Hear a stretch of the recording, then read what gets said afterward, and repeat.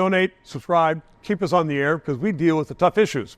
Karen Restoule is an Ojibwe Indian, a smart consultant in Toronto. She joins me right now because I want to put another argument to you about residential schools. People say, Kamloops, well, there have been no bodies found. Somebody says there's 280. The Prime Minister went there hugging a teddy bear and saying we are all guilty of genocide. But how can we say that there were, and we know there were some deaths, but how can we say how many when nobody's looking for the bodies? Yeah, that's an important question, and one that has been raised a lot in the last few years since we've experienced that as a country. Right. I would say turn to the sources. The Truth and Reconciliation Commission, in their final report, has an entire volume on burials, unmarked burials. Right.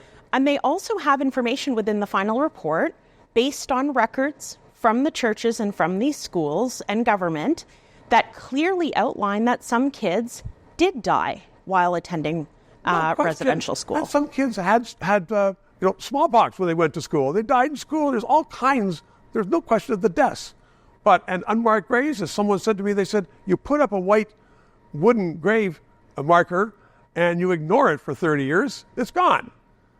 So back to my original question. Why hasn't somebody gone in with respect, the greatest respect, and looked for bodies?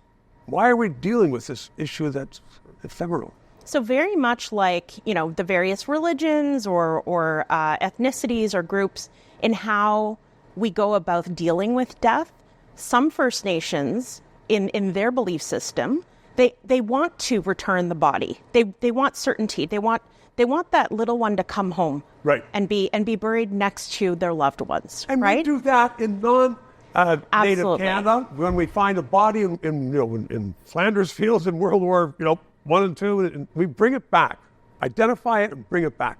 Exactly, and then there are some cultures, not just Indigenous here in Canada, where the protocol is you leave the body where it's deceased.